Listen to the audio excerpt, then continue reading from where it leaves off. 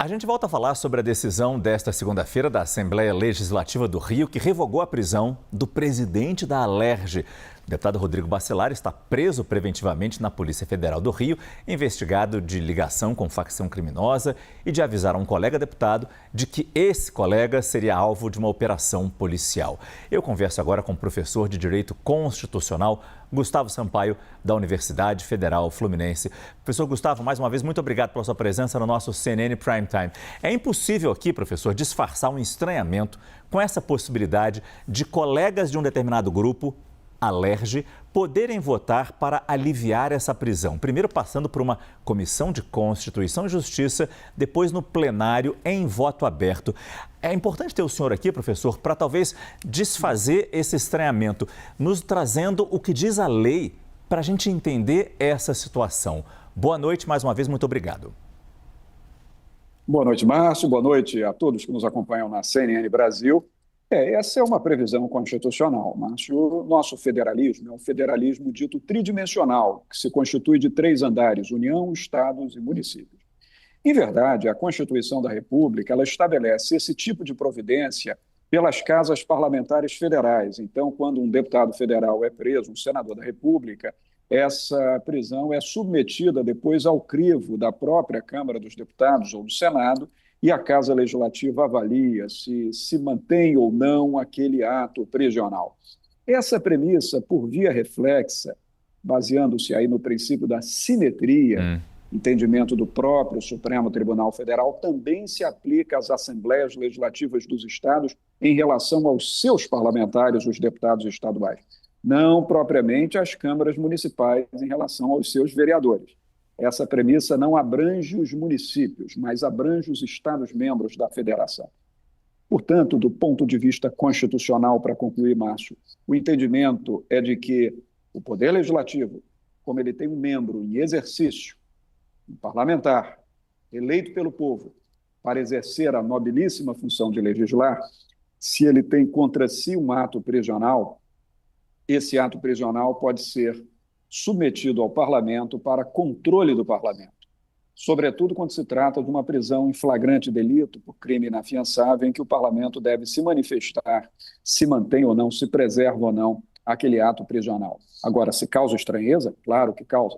Isso está dentro do sistema constitucional de freios e contrapesos, mas já é o momento de se repensar constitucionalmente, Márcio, se isso deve permanecer ou não no nosso sistema constitucional. Isso era muito próprio dos tempos em que perseguições políticas aconteciam. Então, essa autoridade dada ao parlamento era para preservar o seu parlamentar contra perseguições por opinião.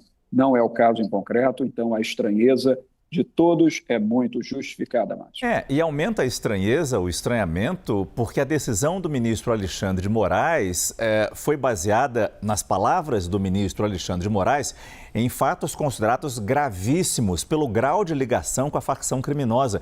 Quer dizer, quando se é solto uma pessoa assim, e por mais que ainda esteja ocorrendo a investigação, vamos deixar isso bem claro, quando ele é solto, corre-se risco de seguir contaminando as relações com o poder e podendo influenciar as investigações por causa desse poder, por causa dessa aproximação que se tem com o crime.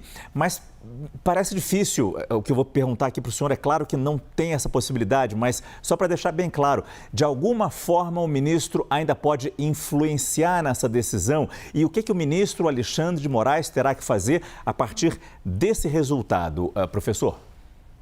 Sim, pois é, a pergunta é difícil, porém necessária, Márcio. Não há o que fazer em relação a essa deliberação da Assembleia Legislativa, a não ser que houvesse, assim, um absoluto, manifesto, inequívoco de desvio de finalidade, e isso estaria dentro do mérito político da escolha pela Casa Legislativa, que é reconhecido pelo próprio Constituinte.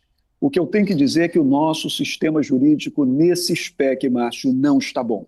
Já está ultrapassado, na medida em que, historicamente, nós temos visto, não só no âmbito estadual quanto no âmbito federal, muitos parlamentares envolvidos com crime comum, não propriamente sendo atingidos por atos prisionais por conta de crimes que tenham alguma repercussão no campo da ideologia, no campo político, mas por crimes comuns, o sistema já deveria ter sido devidamente revisto. Então, agora, o Poder Judiciário poderia tomar uma nova medida prisional por um novo fato, um fato autônomo a esse que justificasse uma nova constrição, Márcio.